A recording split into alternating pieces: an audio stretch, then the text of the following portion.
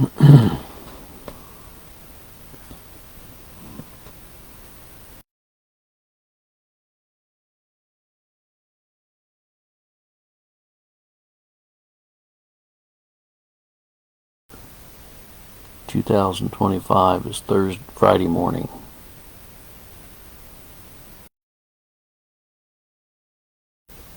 In time or in eternity?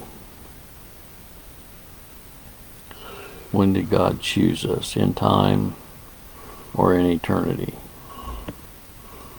We read in Ephesians 1:4, according as he hath chosen us in him before the foundation of the world, that we should be holy and without blame before him in love.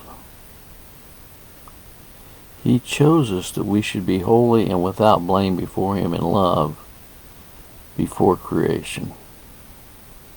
I want to repeat that. He chose us that we should be holy and without blame before him in love before creation, before the foundation of the world, according to Ephesians 1:4. Now, just because I'm stressing Scripture, I'm going to be labeled a hyper-Calvinist. By the way, I'm not a Calvinist. And I'm not hyper. Well, sometimes my wife might say I'm a little hyper, but anyway, I'm not a hyper-Calvinist.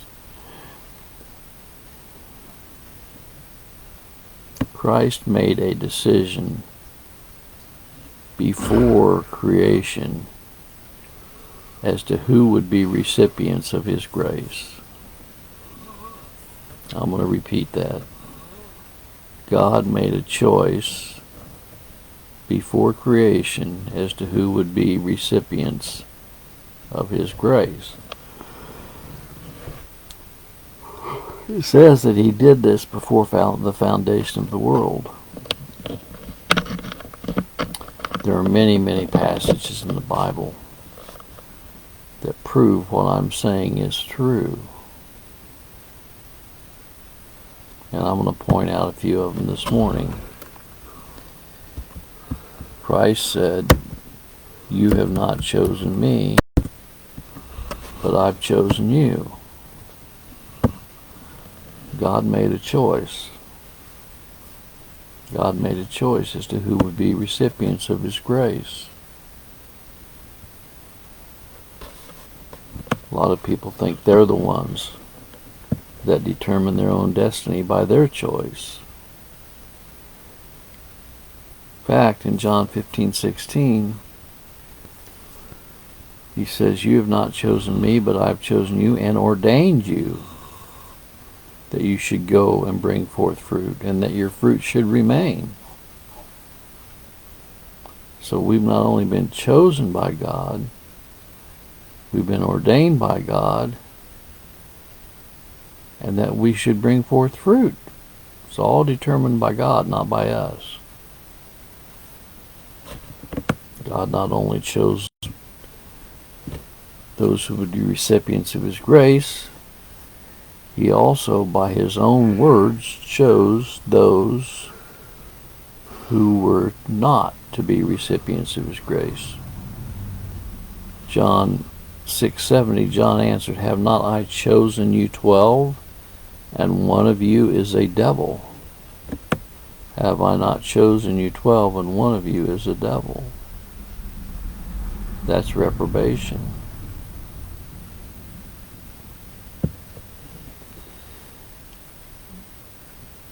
John 13:18 says, "I speak not of you all. I know whom I have chosen. I know whom I have chosen, but that Scripture may be fulfilled, he that eateth bread with me hath lifted up his heel against me." John 15:19, "If you were of the world would love his own, but because ye are not of the world, but I have chosen you out of the world, therefore the world hateth you."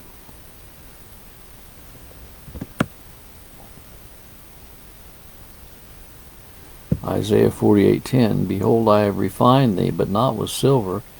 I have chosen thee in the furnace of affliction."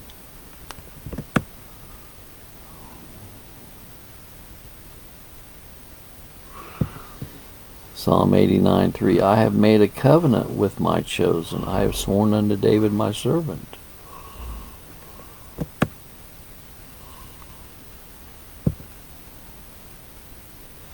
Well, you know,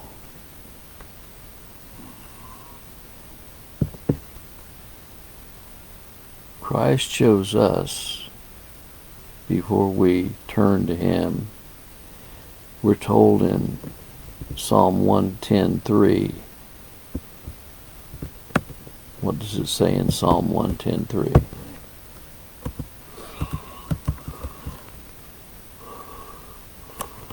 It says, He has made us willing in the day of His power. That's what it says.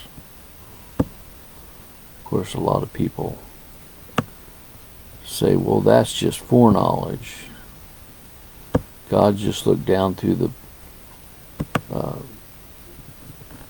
time and saw that we would choose Him, so therefore He predestinated us according to our choice. No, that's not what it says at all. That's a twisting of Scripture. That's not what it says at all. Foreknowledge is for knowing us before creation. You know, that's another word for that is eternal vital union. Christ knew us before we were even created. We are eternal beings, right? You say, well, we were born into the world. Yes, we were born into the world. Christ was born into the world.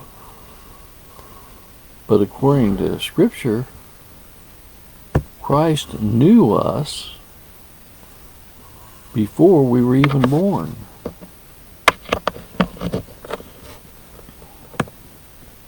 He knew Jacob before he was born, and He knew Esau before he was born.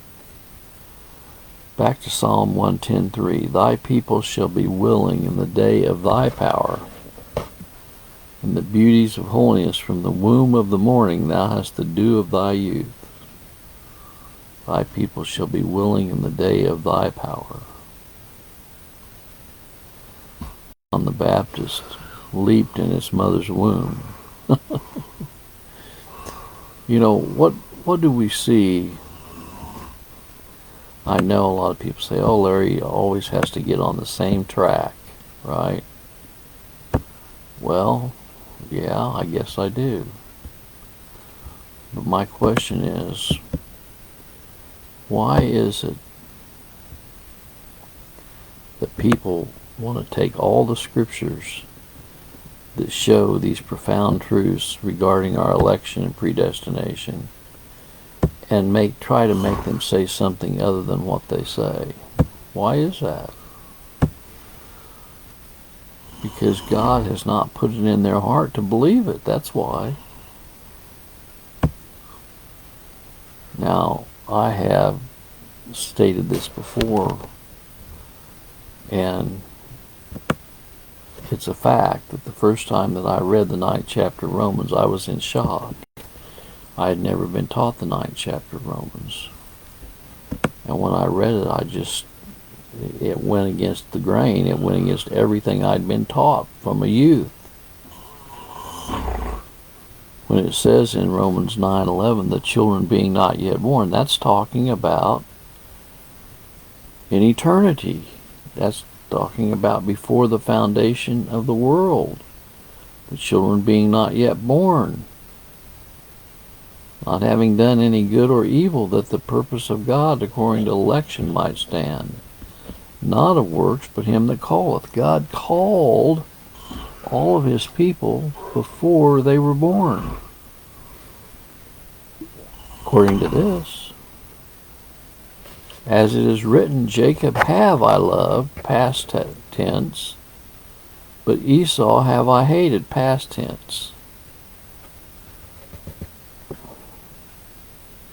It doesn't say Jacob I'm going to hate and Esau I'm going to love. It says Jacob have I loved and Esau have I hated. God made a choice to have mercy on Jacob and have and cause Esau to be a vessel of wrath fitted for destruction.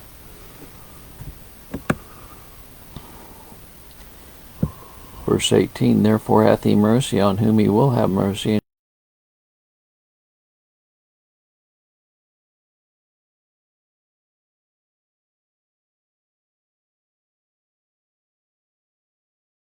to make one vessel unto honor and another unto dishonor. That's what he's individuals. He's talking about Jacob and Esau.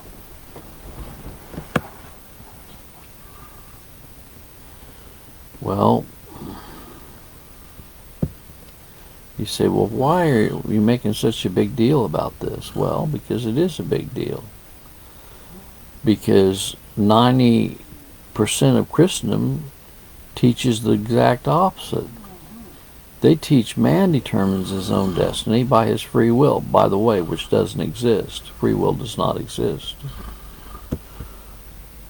Free will is a humanistic, Roman Catholic false doctrine, is what it is. It's exactly what it is.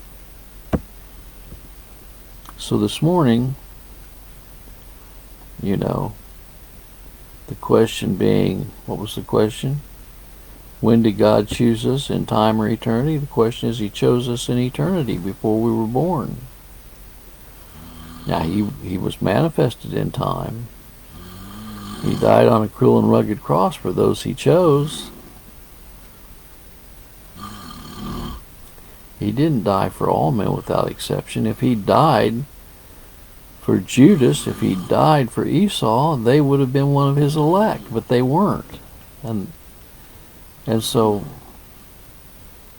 it gives me great joy to proclaim that all of his elect were chosen in eternity.